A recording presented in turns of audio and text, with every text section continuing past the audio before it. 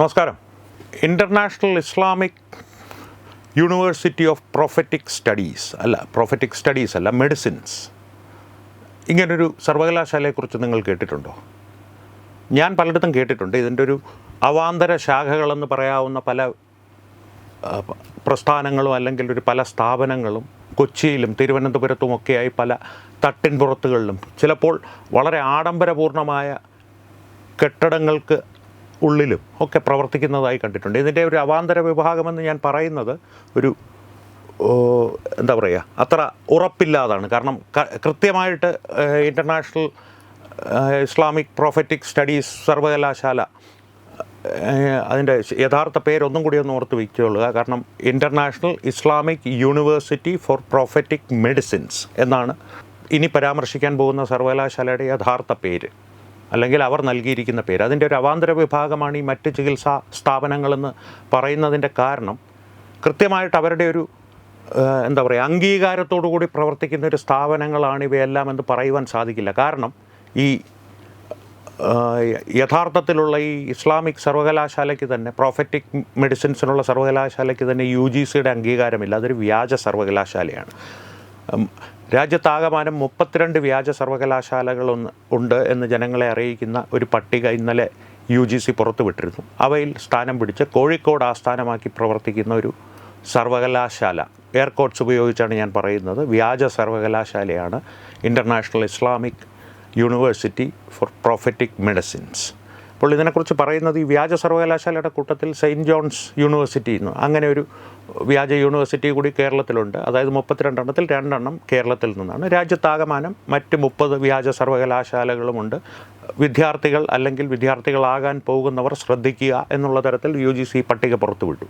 പക്ഷേ ഈ international Islamic university for prophetic medicines എന്ന സർവകലാശാലയുടെ കാര്യം എടുത്തു പറയുവാനുള്ള കാരണം ഈ അവാന്തര വിഭാഗങ്ങളാണ്. കാരണം യുനാനി എന്നോ അല്ലെങ്കിൽ ഈ പ്രൊഫറ്റിക് മെഡിസിൻസ് എന്ന് തന്നെ പേരിൽ, അതായത് പ്രവാചക വൈദ്യം അല്ലെങ്കിൽ പ്രവാചക മരുന്നുകൾ, ഇസ്ലാമിൻ്റെ പ്രവാചകൻ എന്നവർ വിശ്വസിക്കുന്ന മുഹമ്മദിൻ്റെ കാലത്ത് അദ്ദേഹം പിന്തുടർന്നിരുന്ന ചികിത്സാ രീതികളായിരിക്കണം ഇത് എന്താണെന്നുള്ളതിനെക്കുറിച്ച് പുറത്തുള്ള ആൾക്കാർക്കാർക്കും, അതായത് ചികിത്സകർക്കും അതിൽ വൈദ്യന്മാരെന്ന് പറയാവുന്ന വ്യാജ വൈദ്യന്മാർക്കും അവരുടെ ചികിത്സയ്ക്ക് വിധേയരാകുന്ന രോഗികൾക്കുമല്ലാതെ ഇതിലെന്താണ് മരുന്നുകൾ, എന്താണ് ചികിത്സാ രീതി എന്നുള്ളതിൻ്റെ കൃത്യമായിട്ടുള്ളൊരു രൂപരേഖ ആരുടെയും കയ്യിൽ ഇല്ല.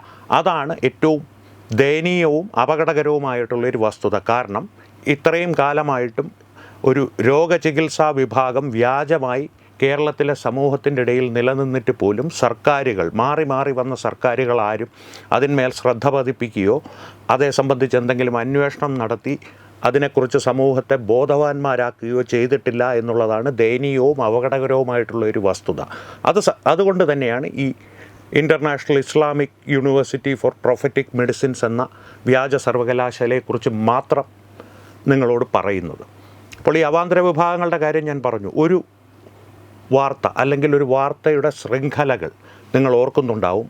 അക്യൂപങ്ചർ ചികിത്സാ രീതിയിൽ പ്രസവത്തിന് സ്ത്രീകളെ ആശുപത്രിയിലെത്തിക്കാതെ വീട്ടിൽ തന്നെ കിടത്തി ചികിത്സിച്ച് ഒന്നുകിൽ കുഞ്ഞോ അല്ലെങ്കിൽ കുഞ്ഞും അമ്മയോ മരിച്ച നിരവധി വാർത്തകൾ, അത് തിരുവനന്തപുരത്തായാലും മലപ്പുറത്തായാലും കോഴിക്കോടായാലും നിരവധി വാർത്തകൾ സമീപകാലത്തായിട്ട് നാം കണ്ടിട്ടുണ്ട്, വായിച്ചിട്ടുണ്ട്. അപ്പോൾ അവയെല്ലാം ഈ പ്രൊഫറ്റിക് മെഡിസിൻസിൻ്റെ ഭാഗമാണോ അറിയില്ല.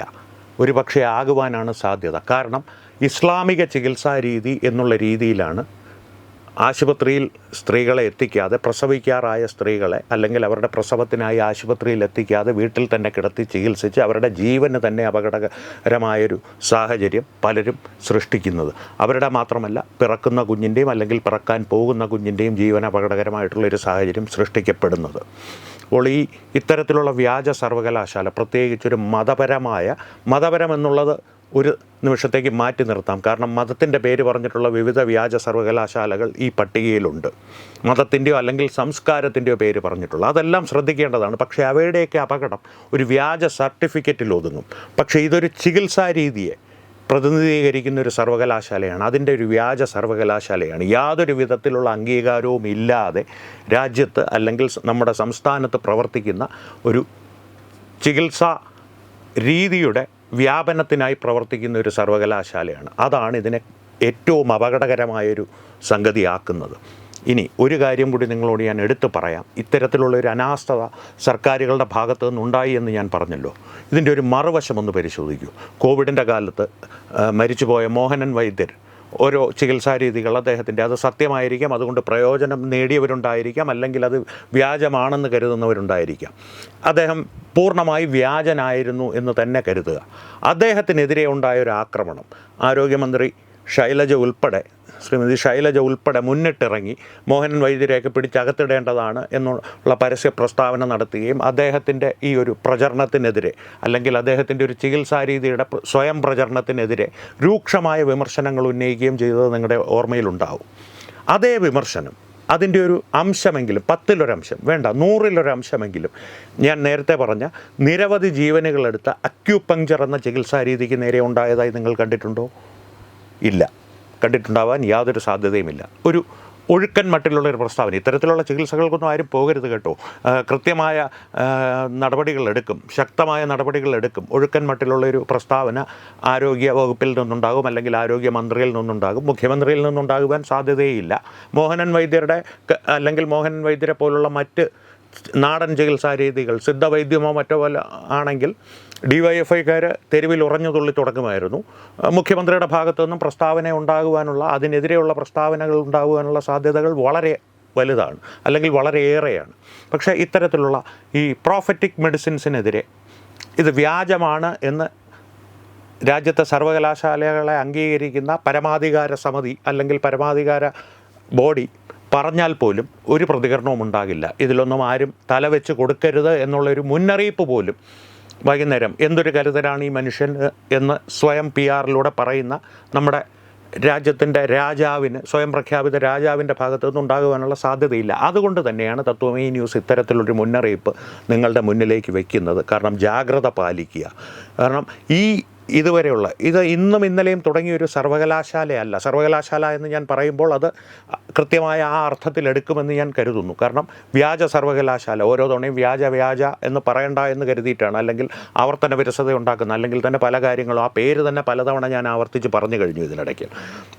അപ്പോൾ ആ സർവകലാശാല വളരെ കാലമായി നമ്മുടെ ഇടയിൽ പ്രവർത്തിക്കുന്നു. ഇതിൽ നിന്ന് പഠിച്ചിറങ്ങുന്ന വ്യാജ വൈദ്യന്മാർ അല്ലെങ്കിൽ വ്യാജ ചികിത്സകർ നമ്മുടെ സമൂഹത്തിൽ എവിടെയൊക്കെ വ്യാപിച്ചിട്ടുണ്ട്, ഏതെല്ലാം തലങ്ങളിൽ അവർ പ്രവർത്തിക്കുന്നു, അവരുടെ ഈ ഒരു പ്രാകൃതമായ ചികിത്സാ രീതി. കാരണം മുഹമ്മദിൻ്റെ കാലത്തുള്ള ചികിത്സാ രീതി എന്ന് പറയുന്നത് ഏതാണ്ട് 1400 വർഷങ്ങൾ പഴക്കമുള്ള, യാതൊരു അംഗീകാരവും കിട്ടാത്ത സമൂഹത്തിൽ, ആധുനിക സമൂഹത്തിൽ യാതൊരു അംഗീകാരമോ അല്ലെങ്കിൽ അതിൻ്റെ ഫലസിദ്ധിയെക്കുറിച്ച് യാതൊരുവിധ തെളിവുകളോ ലഭ്യമല്ലാത്തൊരു ചികിത്സാ രീതിയാണ്. അതുകൊണ്ടാണ് ഞാനതിനെ പ്രാകൃതമെന്ന് പറയുന്നത്. പ്രത്യേകം ശ്രദ്ധിക്കുക. ഇത്തരം പ്രാകൃതമായൊരു ചികിത്സാ രീതിയുടെ പ്രചാരണം ഒരു സമൂഹത്തിൻ്റെ ഇടയിൽ, ഏറ്റവും ചുരുങ്ങിയത് ഇസ്ലാമിക സമൂഹത്തിൻ്റെ ഇടയിലെങ്കിലും നടത്തുന്ന ഇത്തരം ചികിത്സകർ എത്ര പേർ നമ്മുടെ ഇടയിൽ വ്യാപിച്ചിട്ടുണ്ട്, ഇത്തരത്തിലുള്ളൊരു ചികിത്സയുമായി മുന്നോട്ട് പോകുന്നു. അവരുടെ ഒരു പരിച്ഛേദമാണോ അല്ലെങ്കിൽ അവരുടെ ഒരു അവാന്തര വിഭാഗമാണോ ഇത്തരത്തിലുള്ള അക്യൂപങ്ചർ എന്നിട്ടുള്ള പ്രാകൃതമായിട്ടുള്ള ഒരു കാടത്തം നിറഞ്ഞ, അല്ലെങ്കിൽ ഒരു എന്താ പറയുക, ക്രൂരമായ ചികിത്സാ രീതി. ക്രൂരമെന്ന് ഞാൻ പറയുന്നത് ജീവനുകൾ നഷ്ടപ്പെടുന്നത് കൊണ്ട് മാത്രമാണ്. അതും ഗർഭിണികളായ സ്ത്രീകളുടെ ജീവൻ നഷ്ടപ്പെടുന്നത് കൊണ്ട് മാത്രമാണ് ക്രൂരമെന്ന് പറയുന്നത്. അതിനെ ക്രൂരമെന്ന് തന്നെ പറയുകയും വേണം എന്നുള്ളതാണ് എൻ്റെ വ്യക്തിപരമായിട്ടുള്ള അഭിപ്രായം. അപ്പോൾ അത്തരത്തിലുള്ള ചികിത്സാ രീതികളുടെ പ്രചാരകരായി ഇത്തരത്തിലുള്ള വ്യാജ ചികിത്സകർ ഈ international Islamic university for prophetic മെഡിസിൻസിൽ നിന്ന് പഠിച്ചിറങ്ങി എവിടെയൊക്കെ പ്രവർത്തിക്കുന്നു എന്നുള്ളത് ഭയപ്പെടുത്തുന്നൊരു ചോദ്യമാണ്.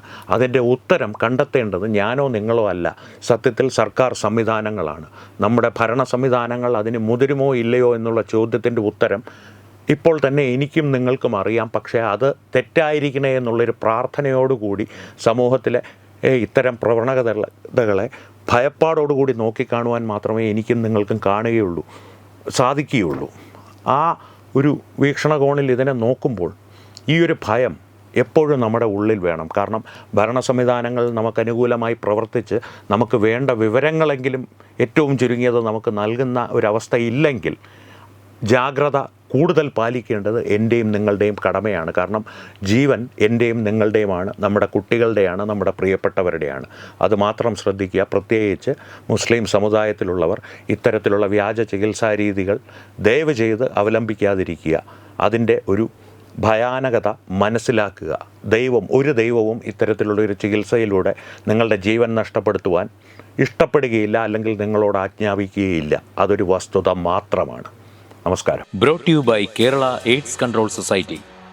HIV എയ്ഡ്സ് സംബന്ധമായ സംശയങ്ങൾക്ക് 1097 എന്ന 24 മണിക്കൂറും പ്രവർത്തിക്കുന്ന ടോൾ ഫ്രീ നമ്പറിലേക്ക് വിളിക്കുക.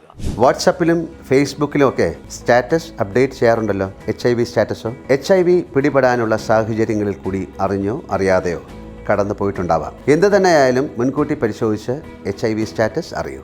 സൗജന്യ HIV പരിശോധനയും കൗൺസിലിങ്ങും ആരോഗ്യ കേന്ദ്രങ്ങളിൽ പ്രവർത്തിക്കുന്ന ICTC അഥവാ ജ്യോതിസ് കേന്ദ്രങ്ങളെ സമീപിക്കുക. നിങ്ങളുടെ സ്റ്റാറ്റസ് എന്തായാലും വിവരങ്ങൾ രഹസ്യമായി സൂക്ഷിക്കുന്നതായിരിക്കും.